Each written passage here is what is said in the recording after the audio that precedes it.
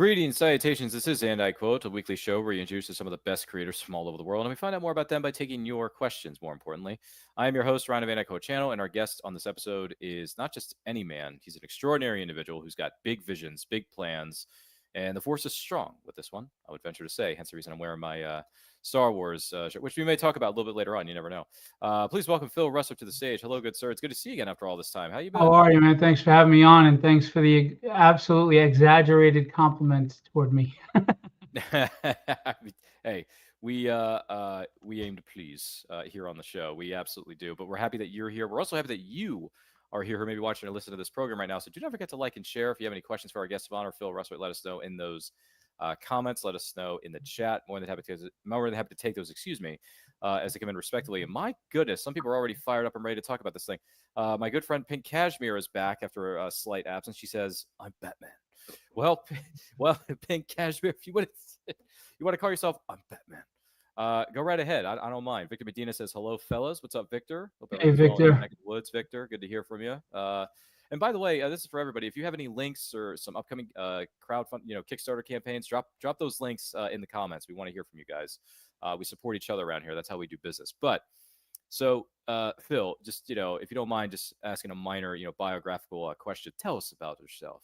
Who are you? Um, I am not Batman, Sadly. but I am a nurse by day, publisher, writer, editor, distributor, and soon printer by night. Um, Basically, just your average schmo who loves comics and doing what I can to help the industry I love. There you go. Short, sweet, and to the point. Now, I've been hearing a lot of stuff on the interwebs, but I'm just curious. So, Philbo distribution, if I'm not mistaken, is a real thing. It is out there in the world. So, for someone who's unfamiliar with it, what is it exactly, and how has it been going for you so far in its early stages? So Filbo Distribution, much like Lunar and Diamond and Universal and Penguin Random House, are a direct market distribution system that connects comic book publishers with local retailers all over the world. Actually, at this point, we don't deal with obviously the mega publishers that those companies do, but we are here for small press, Zenescope, Antarctic Press, Devil's Due, Asylum. Uh, um, God, I forgot their name. I don't know why. Silent Press. There you go. And a lot of smaller publishers, and myself included, Filbo Publishing. And basically, what we do is we have our catalog, and we solicit your monthly, bi-monthly, quarterly, etc. Publications to these stores that they will order them and put them on their store shelves. John Hagman of 10 Ton Press, another great company, is here in the chat. Just 10 Ton Press. You guys should check them out if you love rock and roll books, and also if you just like other, fiction stories. They do some great stuff. Hmm. That sounds intriguing. Yeah, John, good to see you here. Thanks for being with us. Do greatly appreciate it. So, someone who is wanting to dive into this thing and get a little bit more information, here's the website that you've put together. And my goodness, it's just look ridiculously good looking and professional. This all the credit for the website goes to Maura Powers, who is currently my product manager, but she will be coming on board as a minority share owner of the company when we go to POD. She's been invaluable with everything she does, and she's doing all the web design, putting up the catalogs, and she just makes me look good. So she's the front line while I'm the quarterback. I'm getting all the credit, but she's doing all this wonderful stuff online. So, in other words, clear eyes, full hearts. They just can't lose, right? Yeah, See, exactly. there's a reference for you. Yeah, I mean, by the way, all these Phil View covers, they're really good looking. Yeah, we don't charge the small publishers to get a cover on the catalog. We I don't want to make my money that way. Mm-hmm. We want to help promote them, and obviously through better sales, it helps us make money as well. So we randomly will pick a cover each month and make that small publisher, with their permission, of course, the cover on the Phil Views. Mm-hmm. And just so you know, Phil Views is intended to be a pun, a kind of joke in regards to what used to be, previews with Diamond. So that's kind of the fun of it, because it's comics. Let's have some fun.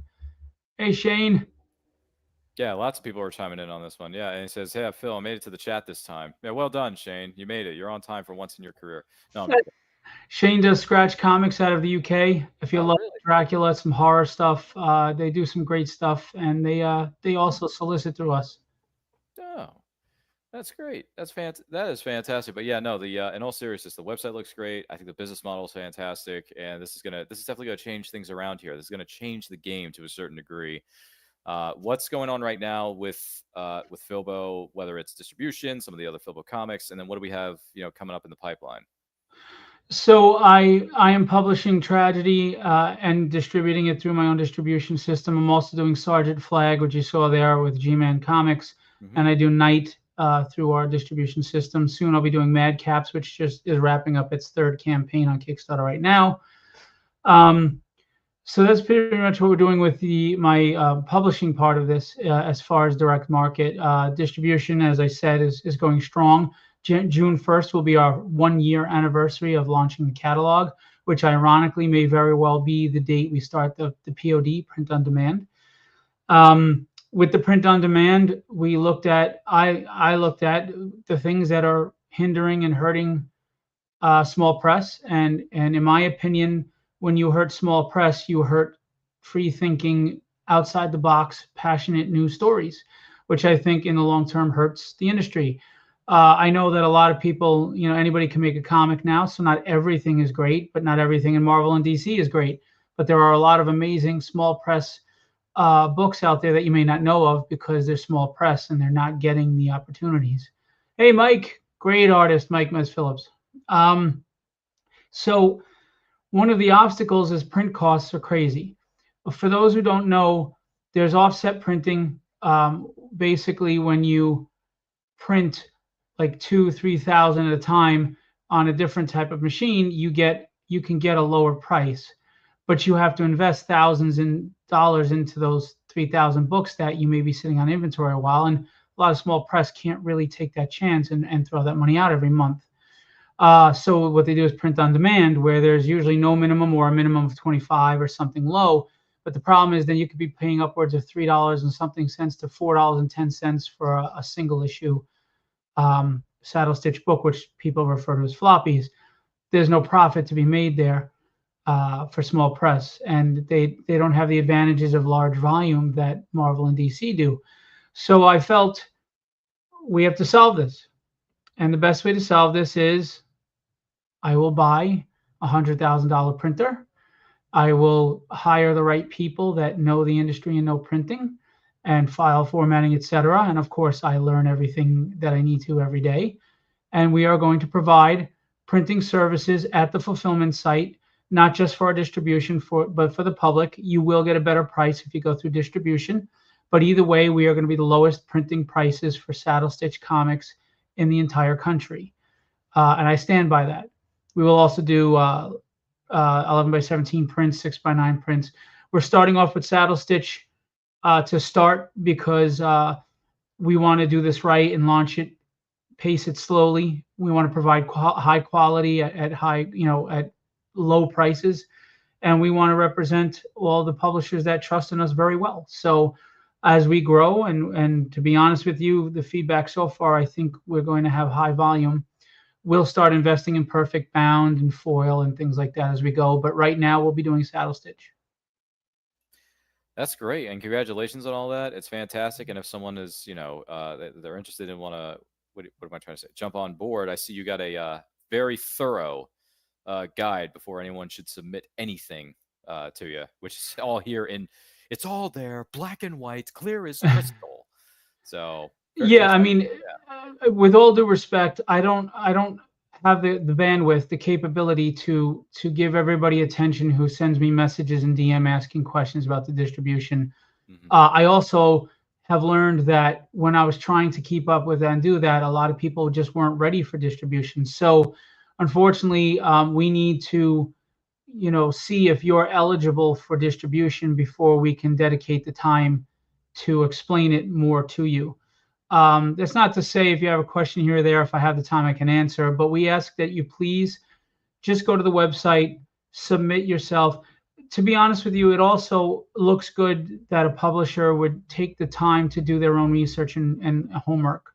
If you tried to reach Diamond or if you tried to reach Luna or whatever, they wouldn't even respond to you unless you did the submission. So it's not an ego thing. It's just a bandwidth thing. If you could please just submit through the proper channel on the website, do your homework, come to us with what we're asking for, and we'll respond either way, whether we feel you're ready for our distribution or not. I will respond either way. But it's easier for me not to do a half-hour video chat with someone that I find out, like I've had some people say, well, my first Kickstarter is almost done. Well, then you're not ready for distribution, and I'm sorry, but and I feel bad telling them that, but now I just spent 30 minutes in a video to find that out, and I have very little time. So just submit, please, by the guidelines. Understood. And we actually took the liberty of posting the link to this wonderful website in the comment section of this video below, and also in the description of the video, so you can take a look and read all the fine print, as they say. Read the bold print. It's all there, black and white, clear as crystal. You stole fizzy lifting drinks. You bumped into the ceiling, which anyway. Sorry, I may have watched that movie just a few times as a youngin. Sorry. These things happen. So sometimes, good Lord. Shane says it's a real game changer for small indie publishers when it comes to you, Phil, and your incredible operation you got over there. And then Angel goes on to say, I work at a company that does Saddle Stitch and what is it, Perfect Blind, if I'm not mistaken. And we're crazy expensive, sadly, but Phil Russert is on the up and up. Top notch, too. Thank you, sir. I will forward that money to your bank account shortly. I kid. It is big for small press, but we do want to, the larger publishers can save a lot of money as well, not going through customs, going overseas, because they're going to get the same offset prices, but now shipping. If you distribute through us, you don't pay any shipping costs. Now, I know larger companies don't know me and they want to, see how this goes, but we guarantee you that we will deliver whatever we say we're going to deliver. We're not here to hurt anyone's business or this industry. And I certainly didn't go through all this so that I could fall flat on my face. We prepare, we work, we do the research, I hire the right people, and I grind daily. I'm only 27. Look at me. No, I'm just kidding. It's true. No, you are. You're only 25. It's okay. We forgive you. I'm old as dirt. I mean, I'm just ancient compared to everybody here in this studio. You guys are just youngins. You find folks in the chat, and Phil, who's sitting next to me right now, you're youngins. So, yeah. In the words of way back when I watched this movie, a lot of times, what was it? I think it was VHS tape. Someone taped it off of HBO at the time. Anybody remember that? Yeah, we did that a lot as kids. In the words of Christina Applegate, enjoy your childhood. Yeah, remember that one? Don't Tell Mom Babysitter's Dead. Yes. Yeah. That's one of those under the radar movie. Unless you grew up during a certain time period and you actually were there when that thing came out, you're not gonna know what it is. You're just not. It's an under the radar film. To a certain degree, it's a bit under the radar for me, but it's really good. It's really, really good, and it's funny. So there is that. There's a throwback. John says this is a major solve for the shipping costs. Yeah, because these small press people, not only are they paying those high printing costs, but then they have to pay to ship the books to me, the distributor. Now they don't have to. They send a file, which now they're not spending how many tens to hundred of dollars shipping, whatever, depending on their order size. And then they're actually going to make money per book even. And then we can afford to give retailers larger discounts as well. So this, again, when the publishers are able to cut their costs and I'm able to cut my costs, we can then trickle that down to the retailers so that they can succeed, because we need them. And it's about all of us, being able to succeed. I don't want it to be publishers are suffering so retailers succeed, and I don't want retailers to suffer so publishers can succeed. I want us all to succeed, and I think this model is going to work where all three of us, the distributor, the publisher, and the retailer, can walk away making money. So it's fair to say a rising tide lifts all ships. Absolutely. I think it's fair to say rising tide lifts all ships. That is for certain. Once again, this is And I Quote with Phil Russert here on this episode. Don't forget to like and share, and thank you for everybody who's chimed in so far. Some of you people I haven't heard from in a while, so it's very, very nice hearing from you. And yeah, if you have any questions, let us know in the comments, because we got a little bit of time. Real quick, I just want to say I had to cancel my appearance at Huracan today. I'm sorry to David Donovan. I had some unfortunate family obligations during the day. But in East Rockaway, I think it's the Bethany Church, Huracan is twice a year, and it's a great one-day show for families. I think it's $5 donation to get in. You have some great vendors, small publishers, artists, etc. So go to Instagram and check out Huracan, and you'll see all the information. But again, my apologies to David for having to cancel. Absolutely, yeah, and that sounds like a good show too. And by the way, that's a unique name, Huracan. Well, it was born out of the hurricane that hit Long Island and devastated the church. So he did it to raise money for the church. Mm-hmm. Well, that's a good thing. It's definitely an incredible cause, that's for sure. Myron's here. He says, "Good evening, everybody." And Hey, Myron. Yeah, Myron, what's up, man? I didn't forget you. I was going to try to read your submission today. I unfortunately had family stuff, but I promise I will get to it. It's going to happen, Myron. It's going to happen. And then Pink Cashmere goes on to say, Ryan is, oh, Pink Cashmere, darling, you're just too kind to me. I know who this is. Good to hear from you, by the way. I hope everything's well in your neck of the woods, respectively, of course. But yeah, no, I was going to say congratulations to Ray Jameson for Madcaps, because Madcaps is a really, really unique storyline. And not only that, but the artwork is stellar. And and that's Vic Medina.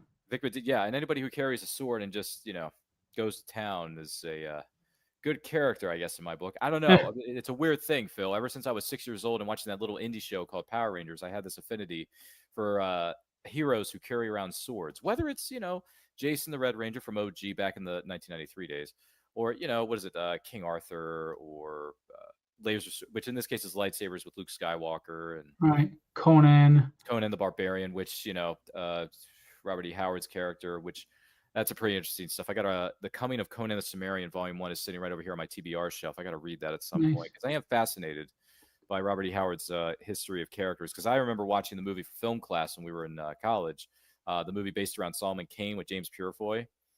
So that was really good. Thundarr the Barbarian, best cartoon ever. Oh yeah, John mentioned, yeah. Which I haven't seen Thundarr the Barbarian in a hot minute, Phil. I may need to sit down and watch some reruns. It is so good. It could, if with the right budget, that's something they should adapt to a live action movie and do right. It's so good. It was cinematic back then. Is that right? Oh, it's so good.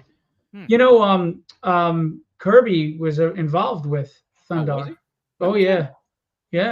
And by the way, I just want to say on the topic of Conan, Ablaze had their free comic book day, the Cimmerian. Yes. I'm very, very proud that Filbo Distribution was able to get those books to the stores that ordered for free comic book day, because I heard that they unfortunately didn't get out anywhere else. So I'm very proud that we were able to do that for retailers, and we were the only distributor that was able to get those books out on time. So, and I don't mean that as a knock on anyone. I'm just letting you know that we work hard at this distribution to try to do what we need to do for everybody to succeed. All right. Well, people are chiming in about Conan.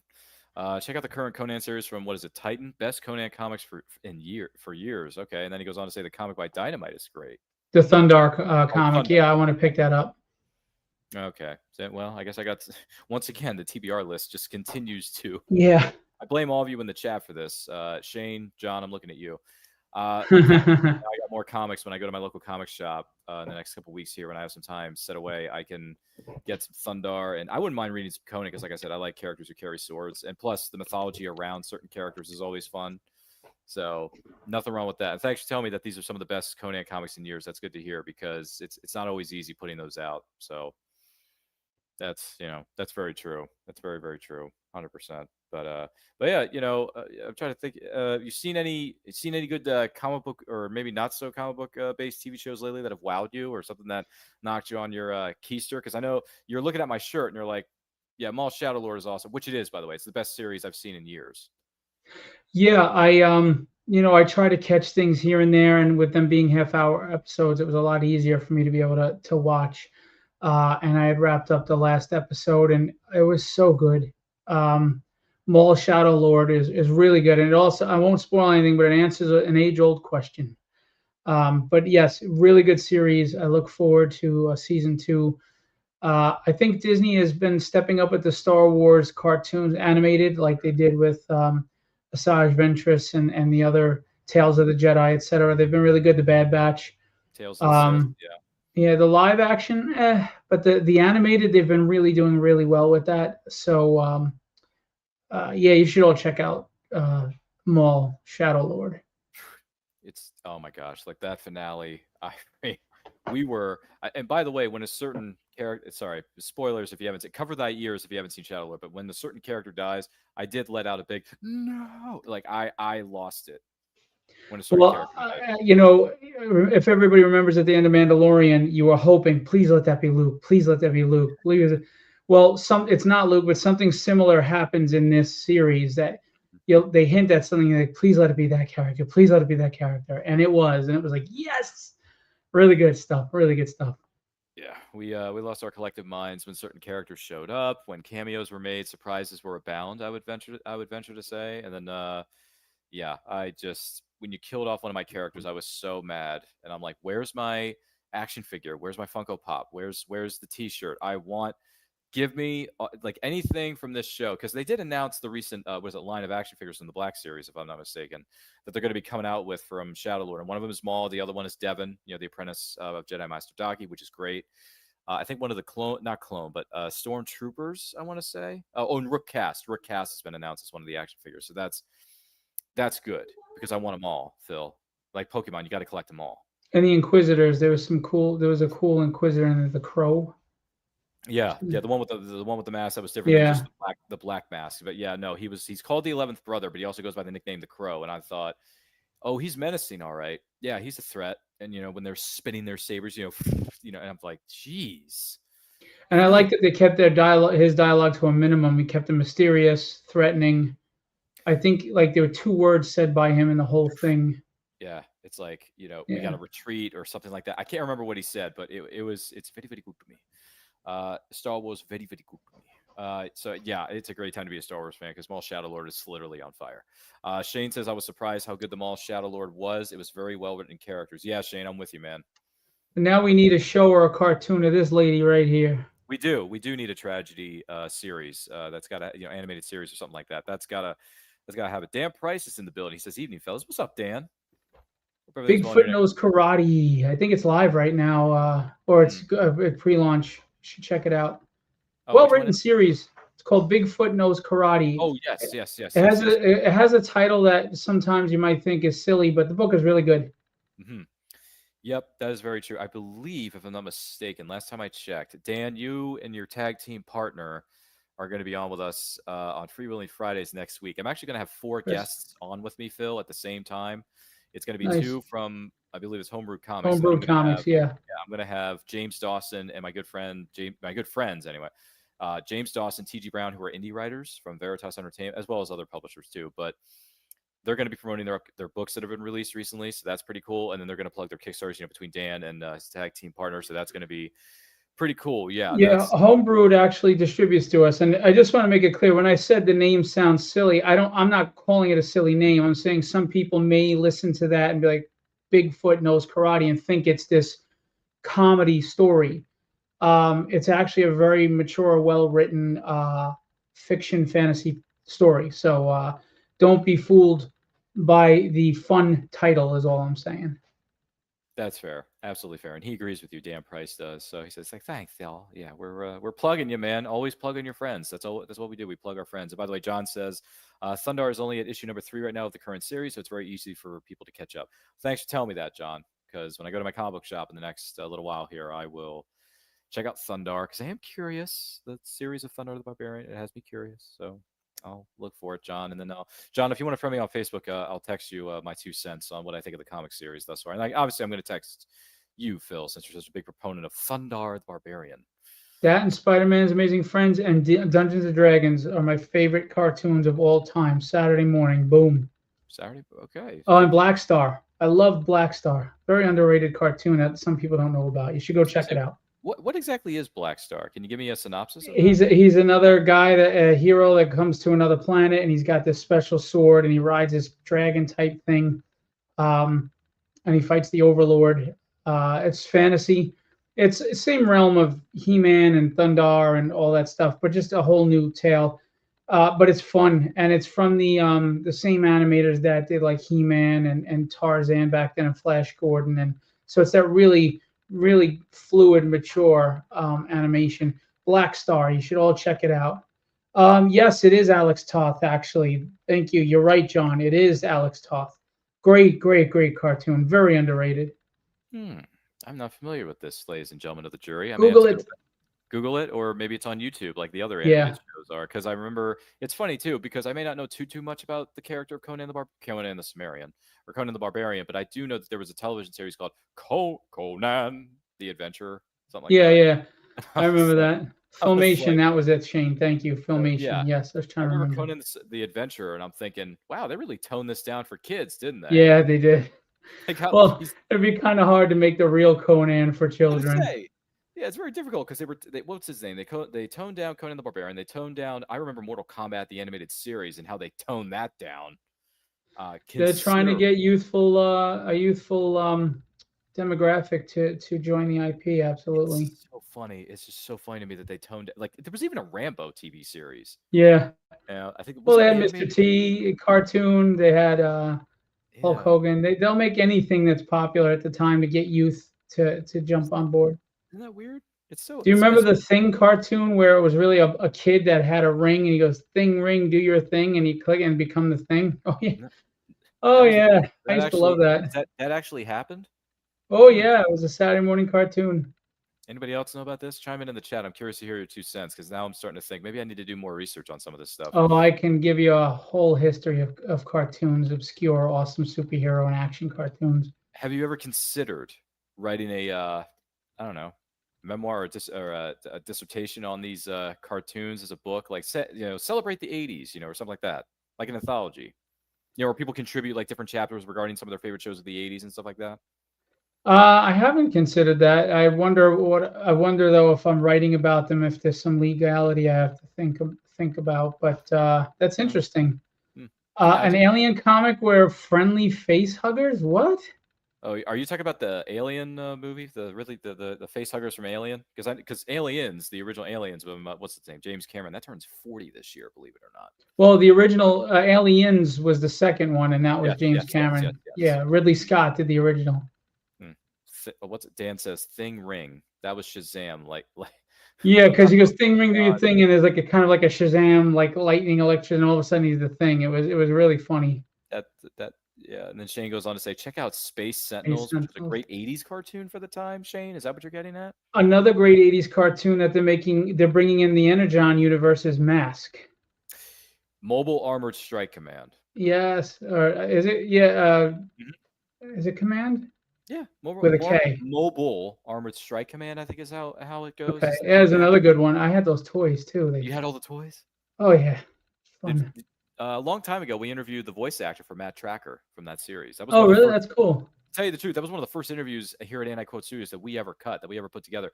And he was doing charity work at the time. He was all the donations were going towards a cat shelter of some kind, which is great, by the way, great cause. And I asked him, I said, what was it like playing Tracker? And then I asked him what was it like voicing this enemy on the Power Rangers series, because he voiced a few, Lord Zed's, monsters. Yeah. Back in the day, and I was like, what was that like? And it was great. I will send you the link so you can go back and watch it, because yes, we talked a lot about Mask. And I gotta say, even though it was before my time, sorry, I'm a bit young, the theme song for Mask is pretty good. A lot of those '80s cartoons had pretty good theme songs. They were really, really cool. I think Mask had one of the better themes. Obviously, Spider-Man and Spider-Man His Amazing Friend, like all that stuff, that just makes perfect sense. Shane goes on to say Centurions, which was another great show from its time. Yeah. Silverhawks, Silverhawks Thundercats. was another one. What was it? What was the underwater one? Not Killer Sharks. Street Sharks. No. It was from Thundercats and Silverhawks. They did an underwater one. Oh shit. And I have that. There was SWAT Cats was another good one. The animation was cool and it was action and a cool theme song. Wow. Bionic 6. Yeah, look at us pulling out all the old Tiger Sharks. That was it. Thank you. I have it on DVD actually. Do you? It's not a legit DVD, but yeah. You went to a different route with that one there, buddy boy? Because it's not, they didn't put it on. Visionary. And Dungeons and Dragons, I have a very rare DVD Do you? role-playing edition where it has their character sheets. It came with dice, and it gave them, and it had, incorporates them in the D&D RPG world. So it's pretty cool. Visionaries, that was another one. I never heard of Visionaries, Shane. You're gonna have to educate me on that one. A lot of good stuff. There's so, gee whiz. But yeah, if you're ever interested, now granted there are some channels you may have to go through, but I just think it's kind of cool that you know so much about all this stuff and you're passionate about it. You may want to think about potentially piecing together an anthology where you dedicate a chapter to certain shows and that people can contribute to it and all that kind of stuff. That's cool. I don't know. It's something that could happen. And then hey, look, Ray Jameson's here. He says sign up for Papa. Yeah, we just briefly talked about Mad Caps and how it has, I think, 6 days left on its campaign, guys. So please go support if you like Dungeons and Dragons fantasy, but not your typical cliche story. You're going to really enjoy this. It's the third and final issue of the miniseries, so you can get the entire series with this campaign, which some of you may hate to wait and see where it goes. Now you can get the whole thing in one shot, and I recommend you do. I was never into Rocky and Bullwinkle, Dan. I just couldn't get into it. I watched reruns of that as a kid. He says, I still have a VHS of Dungeons and Dragons. Wow. Yeah. Shane. That's old school right there, buddy. Those little bricks you had to put in a VCR. Anybody remember those Yeah. things? Mm-hmm. I remember 8-track. Don't tell me about bricks you had to put in. I had 8-track. They were bricks. There was also, what did you 8-track. There was Family Video. There was Blockbuster Video. There was Hollywood Video. The one we had in Maryland was a thing called Arrows. That was a mom and pop thing. That was cool. There was West Coast Video in the Eastern Shore of Maryland, where I'm from personally. So, I mean, my first experiences with certain movies in professional wrestling was through West Coast Video, Phil. I don't know if I told you that or not, but that's how I got the biographies of certain WCW or WWE superstars. Sorry about the person in the background. It's okay. Yeah, it's all good. Shadows in the background. Who knows? It's all good. Charles says, oh, yeah, 8-tracks. That was a little before my time, Charles. Sorry, I'm dating myself here. Just tad. But as far as classic and vintage, yeah, Papa is a Silver Age tale that is basically a 75-year-old Vietnam vet whose granddaughter is unfortunately kidnapped by the Italian mafia, who's at war with the Yakuza. And he's has an estranged relationship with his son. His son blames him for a lot of things growing up because his son doesn't understand the sacrifice his father was actually making for him. So this is an action tale of a man who has to find a way to protect and save his family from two ruthless organizations. At the same time, harbors a secret that you find out at the end of issue 1 that catches everybody off guard. So as much as an action tale, it's also a story about the sacrifices that fathers and men make that we don't always recognize. And, they may get the blame for something or they may get hated for it. And then it's only when you grow up that you find out what they were really suffering in silence for your sake. A lot of fathers, a lot of husbands, a lot of men, they go to that job they hate every day, or they make those sacrifices and they don't say a word, and then they come home and they still answer the toy phone for their little girl, or they still make every dance recital or every football practice. And no matter what that man is dealing with on the inside, nobody will know because he's just doing what he's got to do. And it's kind of a testament to every man that makes that sacrifice. Don't get me wrong, I love women. Without women, there'd be no life. But I do think women do get recognized more often for their sacrifices and contributions, as they should. But men usually suffer in silence. So I just wanted to write something that was a tribute to every man out there that answers that toy phone, no matter what they're feeling on the inside. And at the same time, it is a Silver Age action comic book where this 75-year-old vet has to go up against the Yakuza and the Italian mafia. But the twist is fun, and you won't see it coming. So anybody who signs up for Papa right now, I will DM you the first issue for free, PDF, because I believe in it so much that I think you'll be hooked if you read it. But you have to sign up, and it launches on Papa 2 launches on Kickstarter May 28th. That's a great deal too. That's a fantastic. You know what? It is so great that all I can say to it is this. This is the way. This is the way. This is the way. Sorry. It's out this month, the new movie, the 27th, I think. Yeah, it's coming out May 22nd. Yeah, you excited? You go take the family to go see it? I'm cautiously optimistic because the Same. third season was kind of disappointing, but the second season was so good, and they're still so capable of doing something amazing with it. So I'm gonna go. I'm gonna hopefully enjoy it. I don't want to hate on Disney because I was disappointed in some movies. I want to root for them to get back on track. This is the Yeah. stuff we love. Oh yeah, for sure. And they're already on their way back on the good track for me anyway, with Maul Shadow Lord being a huge success. And season 2 is going to be coming here soon at some point. And by the way, Jamie's waving everybody. What's up, Jamie? I know you. It's been a Hi, while. How you Jamie. doing, girl? Hope everything's well in your neck of the woods. Let us know if you have any questions for the guest of honor known as Phil Russell, because it's not about me. It never was. It's about Phil. It's about this man right here, this 25-year-old superstar. You know why? Because Phil Russell is money. He's so money, he just doesn't even know it. He's like a big bear, man. I don't. I don't He know it. is. Yeah, but you are, man. You're a big bear. I mean, you're just you're money. I'm telling you, you're money. Well, hopefully I'll be money, and so will everybody else if Hmm. all goes according to plan.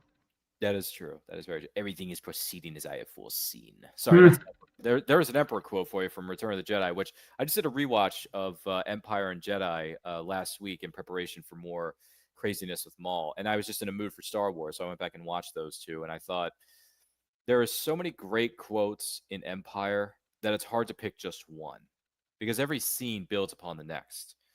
And then Return of the Jedi, that stuff in the throne room with Vader and Luke. Oh my gosh.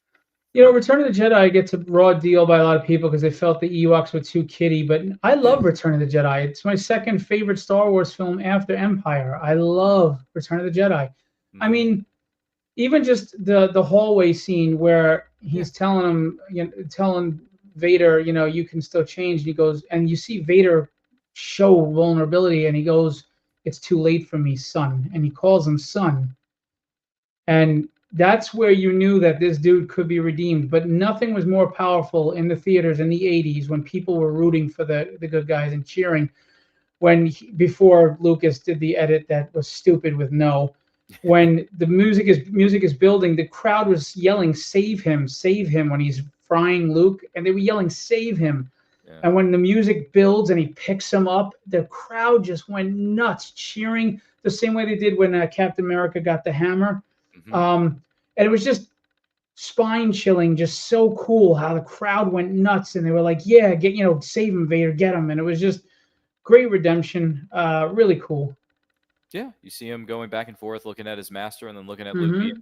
electrocuted, by Palpatine. Unlimited power. Anyway, that's another line from a different movie that I don't want to talk about. But uh Emperor has great lines in that movie. He just does, so be it, Jedi. I mean, he says like, ooh, Wipe them out, all Wait, of them. He Lord. says that in Phantom Menace. Phantom Menace, yeah. Which, believe it or not, this is going to shock everybody in the chat. I'm sure you're going to think about this too. Phantom Menace is my favorite of the prequels. Now, when it comes to prequels overall, the best one of all time is Rogue One. Nothing's going to top that. Nothing, nothing, nothing, nothing.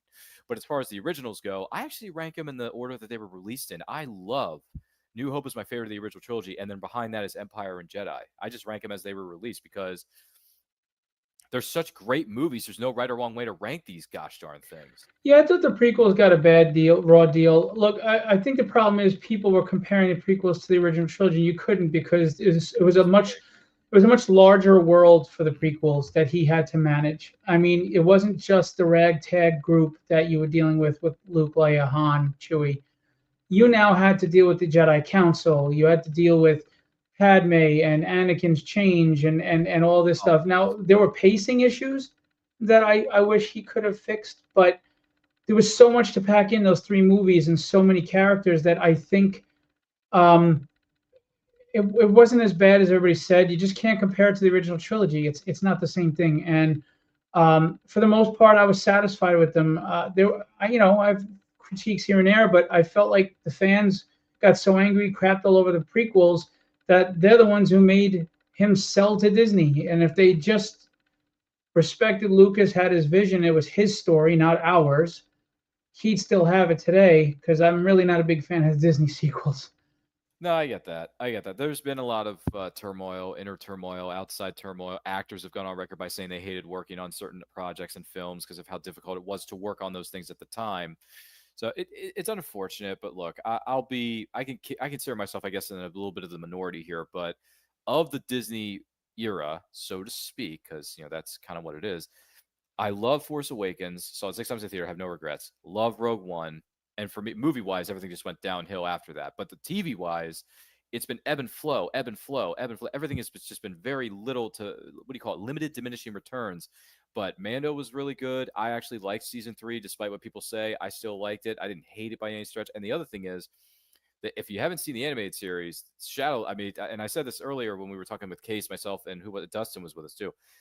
It's just peak storytelling. If you want an entry point into who Maul was, or after the events of the Clone Wars and all this other stuff and all the mythology that goes into it, watch Maul because Sam Witwer's gone on record numerous times by saying you don't have to be a Star Wars fan, you don't have to have seen the prequels, the original Empire Strikes Back. Like none of that stuff matters. If you just go into this, what do they call it, cold turkey, and go in fresh, which by the way I don't have a problem with, you're going to enjoy or get something out of Shadow Lord, and that's why it's so effing good. Excuse my language. But it's the best thing for me in Star Wars. Me personally, I love Mando, but certain episodes are filler. Some things work, they have not. But overall, the thrills I got by watching Shadow Lord, I haven't gotten those thrills for me personally since I saw Rogue One in the theater.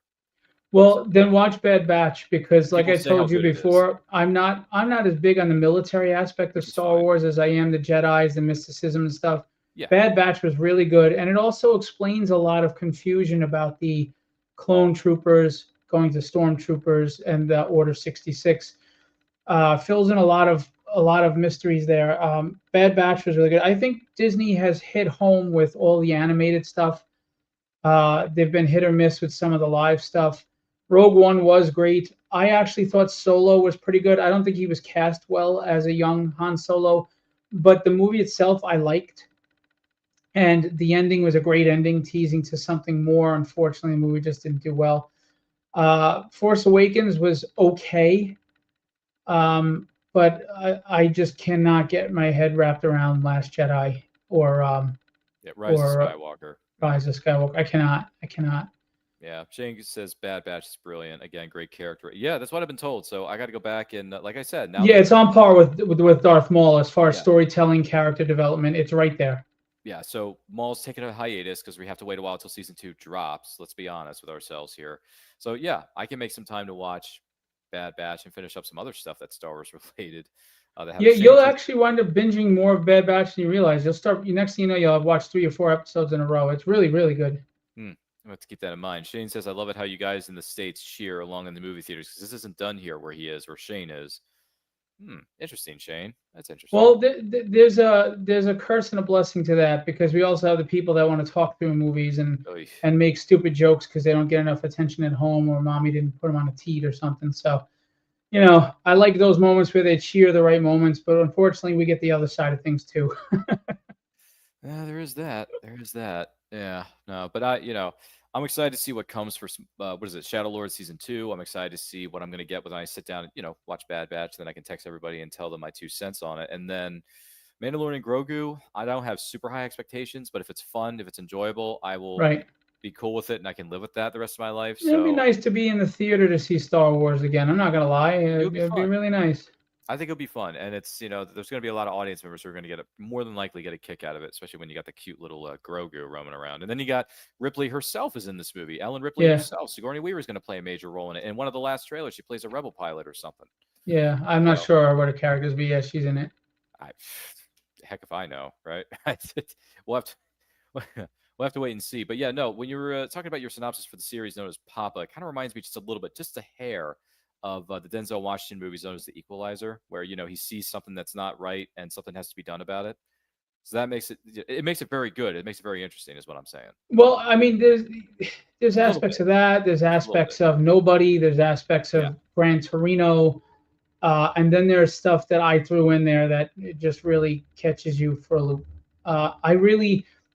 Chuck Dixon, who, if you don't know who that is, I don't know why. He wrote Batman many years, Nightfall, The Breaking of the Bat. He co-created Bane with Graham Nolan. He wrote Nightwing. He wrote Robin. He wrote Punisher. One of the best writers to ever exist in comics, in my opinion, read Papa and said the dialogue was so real and that ending really surprised him. He did not see it coming, and Chuck liked the story.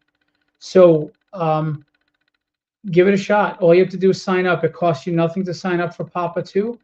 You'll just get an email letting you know when it launches. And if you really don't want to be bothered after that, you can just hit unsubscribe. But in the meantime, if you sign up and then you DM me, letting me know you signed up, you get a free issue. And everyone who has read it so far has loved it. Everyone. I'm not saying that, they're saying that. So tell me I'm wrong. Pick up the book, get the free PDF by signing up, and you let me know. He's got it. In the words of Morgan Freeman, he's right, Kenny Calderon says, Shazam. What's up, Kenny? How you doing? By the way, Kenny, we haven't heard from you in a minute. How you doing, brother? He's been busy. I miss talking to Kenny. Kenny is just a fountain of knowledge. He's got so much knowledge. Kenny, we need to talk, man. Let's get you on the set. Let's hang out with each other for a while. Let's talk some. You know what? We need to talk some comics or some comic movie or just something. Because Kenny Calderon's a cool dude. Victor Medina says Papa is fantastic. You better hurry up on that Kickstarter for issue number 2. Thank you, Victor. And yeah, Kenny's doing a batch of sketch cards for Filbo as well. Kenny is he's one of our Filbo artists, and he does amazing stuff. He's got covers that have been in stores across the world for Tragedy. Great guy, great artist, and honestly, probably one of the people that really has believed in me since day one and has supported me in so many ways. Kenny, I cannot say enough about him as a person, as a professional, and as an artist. Good points. And he also remarks that he's been hella busy. Yeah, that's why you don't call, you don't text, you don't write. What's the thing? I used to talk to him regularly. I haven't really talked to him much either. Are you serious? Wow. Yeah. You don't. What's that website we had many eons ago? What, you don't MySpace me, like Kenny, dude. Yeah. Like I've known you for come on, dude. Come on. Throw me a bone here. I'm the boss. Need the info. Okay, no problem. What has your experience been like going to comic stores or other events where you're selling Tragedy or some of the other titles in the catalog? I'll be honest with you. The stores that have picked up Tragedy, it sells very well, and there's people in their pull list every month. And I just did a free comic book day signing recently, and I was shocked and humbled that there were many people waiting there for an hour for me to show up. I was shocked. And I couldn't even get my books out before they were looking to buy something from me and get me to sign books. One of the people, he had every cover of every issue through issue 7 that's been solicited so far in the comic stores, couldn't make it, and he left all of them wrapped up, bagged and boarded with the store, and he asked them, he didn't care how much it would cost to sign them, if I could sign them all, and of course I signed them for free. I wasn't gonna charge. So it was a very humbling, very flattering experience, but at the same time, it was a very empowering experience that makes you feel like, all right, maybe I'm not wasting my time. Maybe I am doing this right. It's funny because I wrote to Chuck Dixon and I said, sometimes I feel like I'm wasting my time. And all he wrote to me was, suck it up, Buttercup. So Tragedy gets great feedback. I don't mean this to sound braggadocious. I'm not saying this. I'm just telling you what I'm getting. Everyone who reads all of my books, Arcane Syndicate, Papa, Shaman, Tragedy, Diary of Dread, Dynamics, Withered, they all tell me how good the writing is and how interesting the stories are, and the characters are relatable and interesting. But because I'm not a well-known name, it's getting people to trust that and invest in trying the book. But once somebody does, I get people telling me. I had a guy that said, I've been collecting comics for 40 years. I have over 100,000 comics, and Arcane Syndicate was the most fun I had reading a comic in the last 20-something years. Wow. That's a huge comic. Yeah, it's very humbling, and I'm grateful. It does not go to my head at all. I appreciate that, and I just wish more people would give them a shot and realize, because I really think they're good stories, and I stand by them, or what am I doing, right? I'd be wasting my time if I wasn't. I'm humbly confident that you will enjoy my stories if you pick them up. That's very true. Honestly, dude, that's just... Yes! That's awesome! I mean, no, honestly, I mean, that is phenomenal stuff. I'm just... I mean, that's just freaking awesome. It really is. And, what's his name? Kenny's laughing at us in the chat. Thanks, Kenny. Appreciate it. Still, you got to call Phil and I once in a while, okay? Just let us know what you're doing. Raphael's here. He says, Holy Publishing Printing Distributors, Batman. It's Phil Reiser. Raphael? I think he's actually turning red. Maybe not. Mm-hmm. Raphael is actually part of the wonderful fulfillment team that helps deliver our books to retailers across the world. So thank you to Raphael for all his hard work. He's been so reliable and so helpful and works hard when he comes here. And I'm grateful that he's part of the Filbo team. And he has his own Written Rich show, and he also does the Bit and Apple, and he's great supporter of the indie community, and he does live streams some shows. So Raphael is awesome. He may not. He may have the Ninja Turtle name, but he's even better. Yeah, he's better. He does have that teen angst, right, like he does in the original movie. Because that's every time I see Raphael's name pop up, I'm like, "Yep, it's." And then I do. I think he's actually turning red. Maybe not. Mm-hmm. Which, by the way, it's one of my favorite scenes is when he throws the sigh at his brother, being like, "Hey, stop talking to me like that." Like that, you know. Absolutely love it. He says 2 thumbs way up. Raphael, still to this day, and I kid you not, Phil, Raphael and I need to sit down, collaborate, do a show together because Raphael has been meaning to bring me onto his set of his show for a long time. And Raphael, dude, sign me up, man. Let's go. I'm in, dude. I volunteer as tribute. You've got Phil on your show like what, 50,000 times, and I haven't been on once. I'm a good dude, man. I'm a popular mother effer around here. Like, in the words of Jules from Pulp Fiction, I'm one bad motherfucker. So, like, come on, dude, hit me up. Let's go. Just saying. What you talking about, Willis? I know, right? Pink Cashmere says 80s cartoons were the best. Yeah, to a certain degree, they were. They were. There's some good 80s cartoons out there. I mean, granted, I watched reruns of a lot of these. Sorry, I'm a little young. I'm a little bit young, but I do remember watching Spider-Man and then the spin-off series that was, Spider-Man and His Amazing Friends, among others, by the way. Just so we're aware. But no, that's great. I'm happy for you and everything the responses have been to, whether it's Papa, Tragedy, Shaman, which, by the way, Withered is fantastic. It's phenomenal. Thank you. I think honestly, it is. And I don't know if I shared this with you before. I probably did it, but like I said, it's been a while since Phil and I have been in a studio together / the same room, just chit-chatting. Phil, Withered is so deep and very respectful, but it also makes you think about certain things. And that's what I like about it. It's like, what if you did this? Or what if you made this decision or did that decision? You know what I mean? So Withered, even though it's a bit of a different kind of subject matter, it's very, very good to me. Filbo, very, very good to me. Thank you. And I've been told it's very different. The antagonist is, I mean, not just the devil. It's right. This thing, and I've been told, the whole time concept was just interesting. That is true. That is very true. And by the way, Raphael, I know what your schedule is. Okay, pal. You know why? Because you won't shut up. You won't shut up about it. You post about your shows every 2 seconds. So that's why I hate you for it. No, I'm just kidding, Raphael. I love you, brother. You know how much we love you, brother. Mondays at 7:30 Eastern. Wednesdays at okay. Wednesdays at 10:30 is way too late because I have to get up at 4:30 in the morning just so I can go to work by 7. Do you understand, Raphael? It's not happening.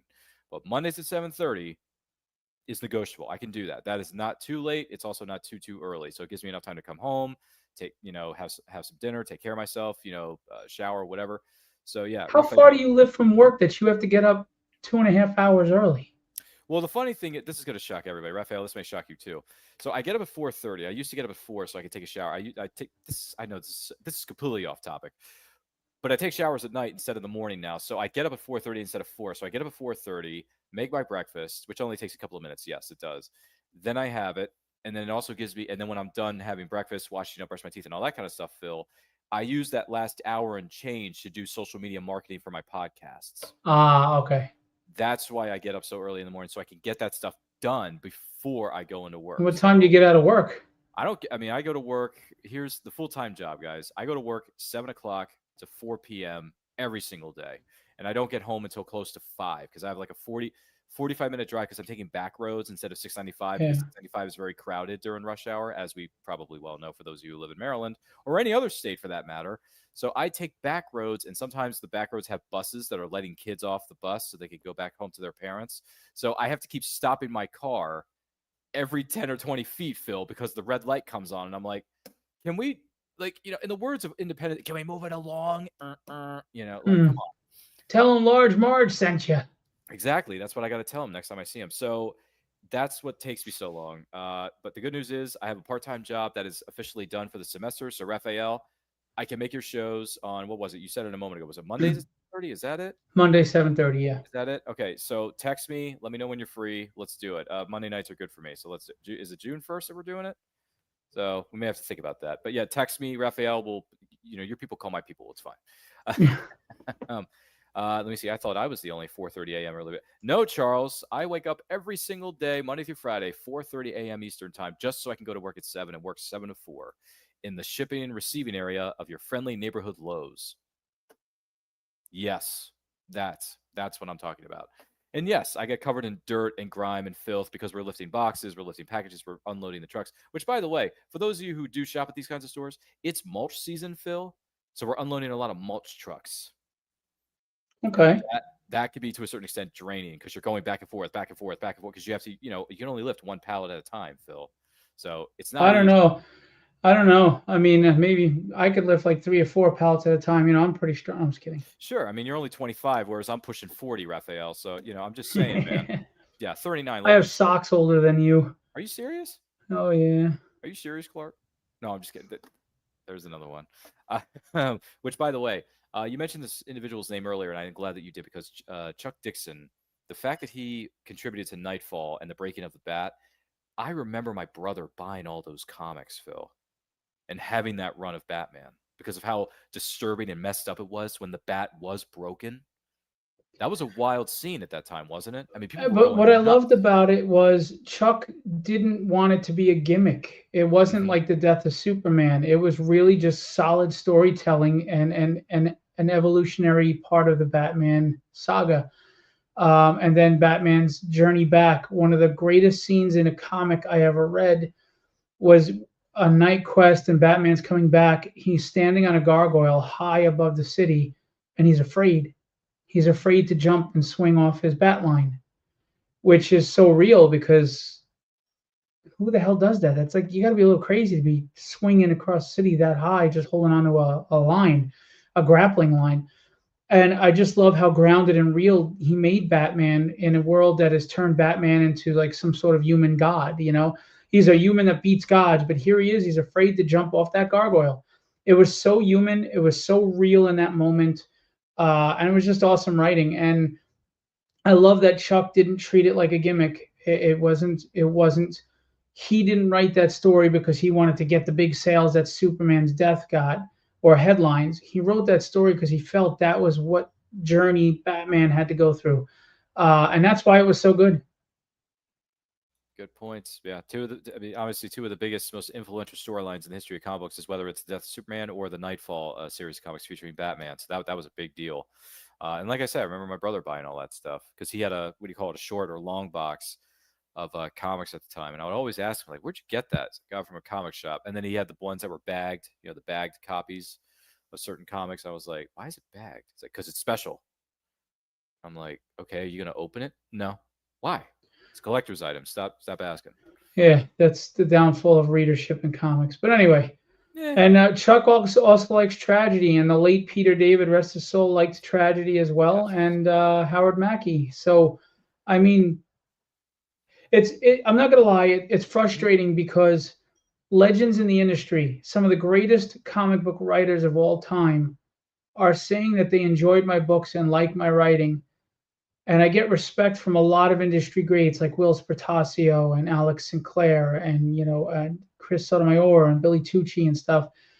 But the fan base they haven't caught on yet, and so it's a little frustrating to be acknowledged by the industry greats and appreciated and respected by them, but not by the average fan yet. So hopefully we can just continue to grind, and Philbo can start becoming more of that household name to where people trust in the books and pick them up.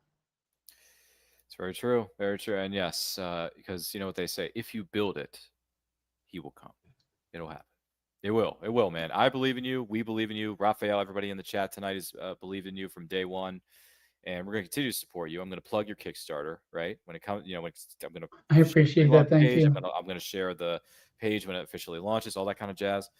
And it's going to happen. We're going to make some things happen. We're going to have a lot of fun doing it too, because, I got ideas for days. I got stories I want to write, short stories I want to write. I got an idea for Kickstarter I want to piece together as a one-shot comic somewhere down the line I want to put together. But in the meantime, I'm going to continue to support as many people as I can. It's not always easy because, with social media, working these full-time jobs. And who can afford to buy all these books all the time? And that's another thing too. I can't get all the Kickstarters that are dropping every 2.5 seconds, which thanks a lot, Kickstarter, for blowing up my inbox. But but what I am going to do and continue to do, and this is someone has actually said this to me a little while ago, I'm going to continue to support as many people as I can. And people have come to me and said, thanks for sharing the link, thanks for sharing this, thanks for doing that, thanks for doing the other. And I'm not doing this to my own horn either, Phil. I'm just saying that when people give me, some nice feedback like that, that means I'm doing something right in this business. So I'm going to continue to do it. Well, you guys give us a voice. People like you do your show. You let me talk on and on about my stuff. I mean, where else are we going to get that? I can't. If I tried to go on like this to my wife, she's like, I don't want to hear it. If I, you give us a channel to express ourselves, talk about our stories, let everybody know. So that's very big. That's important. And whether it's how many subscribers do you have now? Last time I checked, it was 2000, and I want to say it's 2022. So whether it's 2022, 10,000, or 5 people, the fact that you give us an opportunity to reach anybody is a wonderful thing, and I appreciate it. Mm-hmm. And thank you for saying that, Phil. I do appreciate. Yeah, once again, I love supporting others, and it's something that my family kind of raised us on, is being loving and caring to other people. That's just how at the time, that's how my parents were at the time. By the way, love you, Mom, love you, Dad, miss you guys so much.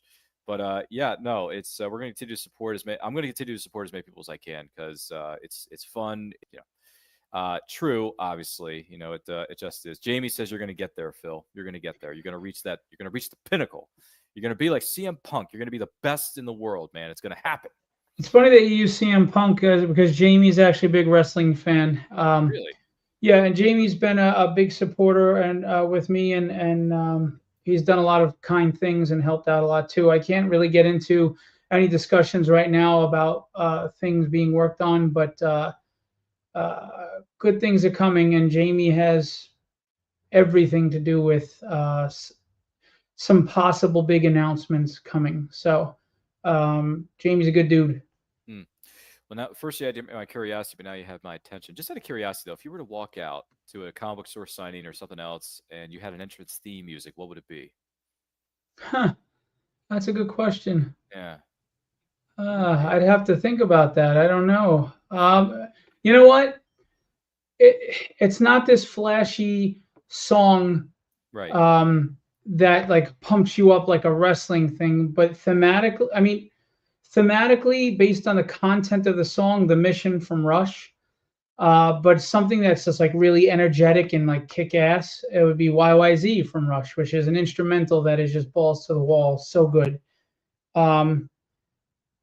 Yeah, and then if I'm in a pissed off mood, it would probably be Stay Away From Me or Stay Away from Godsmack. No, or what's that Limp Bizkit song? Break Stuff. Break Stuff, yeah. Which it's funny too, because I grew up when I was watching WWE at the time. I love the Undertaker's when he transformed himself into the American Badass. So whether it was Kid Rock theme song, right, or Limp Bizkit's "Rollin'," which by the way, both songs are badass. I don't care what anybody says. They're fantastic. Yeah, but no, I just thought I'd ask you that because we've talked about a little bit of wrestling here and there on the show. You should have Jamie on to talk wrestling. He knows so much about wrestling. He's even done promotions with some wrestlers. He's deep in the world. Well, Jamie, you need to do us all a favor here and friend me on Facebook so we can DM each other and figure out a time to get you on the show, man. Because I still got plenty of open spots for the remainder of 2026, in case anyone's wondering. And yes, Phil, you are more than welcome to come back as well, or your Thank you. Team over there, like DM Ray Jameson. You know how much I care about you, brother. Raphael says you mean the Wookiee song. God, oh, probably not. I mean, I grew up as an NWO fan, so I'd enter the NWO theme, or maybe old school Triple H My Time. That yeah, early night, was it like late '99 one before he switched over, if you know what I mean, Phil? So Mm-hmm. I'd probably go with something like that if I were going to walk out to an arena full of people. Or what I really like to do is walk out to Eye of the Tiger, because I love Rocky 3. Nice. So Rocky 3, let me tell you, when that. The music goes dun dun dun, and he starts bobbing and weaving, and Mr. T's like swinging for the fences and he's missing them. I remember in the theaters, the crowd going wild there too, and that just gets me every time. And the music, the horns come out real hard with that, and he starts dodging and weaving, and Mr. T can't tag him. Oh man, that's so good, so good. It's a good point. That's why I like Rocky 3 so much. And in case anyone's wondering, we're going to be going to Fan Expo Philadelphia May 31st on that Sunday of the event because Mr. T is going to be in the building, Phil. Oh, cool. He is. He's coming back to Philadelphia. He's going to reprise his Clubber Lang persona, I'm assuming, or just Baracus from, A-Team, because my best friend who's going with us, Jeff, wants him to sign his A-Team van. Oh, cool. So very cool. That's going to be pretty special. If I get a chance to talk to Mr. T, I'm just going to tell him straight up, Clubber Lang, man. Love Rocky 3. Got a lot of them. Yeah, a lot of them all. I pity the fool, So If I get Do I hate the man? Yeah, it's a good question. Yeah, it's right. Yes. It's right. No, I don't hate the man, but I pity the fool. Pity the fool. Yeah, it's and Jamie says I work directly with wrestlers. That's pretty cool, he does. Jamie. You and I need to be talking some shop here, buddy. So send me a friend request or DM me on Facebook. I'm under Phil's friends list because Phil has friends everywhere. He just does. I want to take this opportunity to say thank you to Phil Russell for being here on this week's episode of A Night Club. Phil, congratulations to you and your team and everything going on with Philbo. Thank you. Distribution and everything else going on or going into it. If someone wants to know more about you and follow you on social media, keep up to date with all the amazing things that are coming our way, where can they follow you? The best place is just go to my regular Facebook page, Philip Russert. It avoids all the algorithm crap when you have a business page. But you can also go to Philbo Publishing. We have a group, Philbo Distribution, that is for distribution-related things on Facebook. We have Philbo Publishing and Phil Russert on Instagram. But my Facebook personal page is the best place to catch all my rantings. All your rantings. And go to www.philbodistribution.com.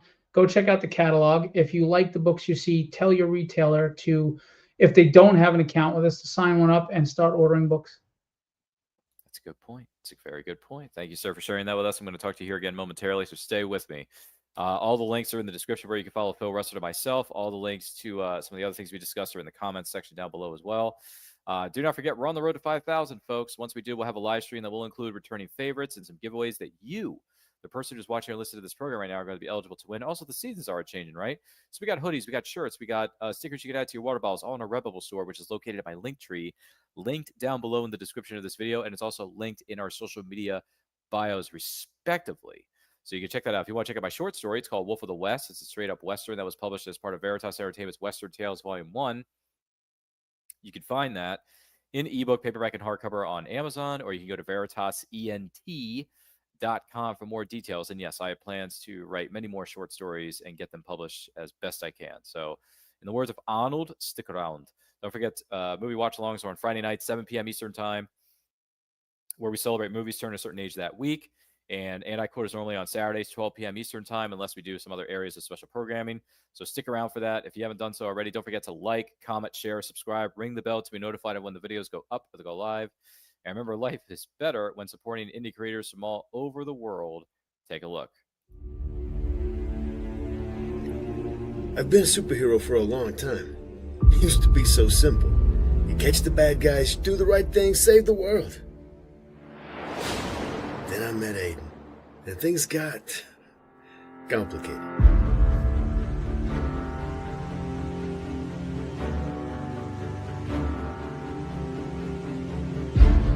Iris recruited me as a kid and turned me into their own personal weapon. I couldn't see any way out until I met Marty. But now we're going to burn their entire organization down if we can. Forces of Nature, books 1 and 2, Scorcher and Thin Ice are available now wherever books are sold online. See www.kellygentner.com. All right, I'm a little tired, I'm a little wired, and I think I deserve a little appreciation.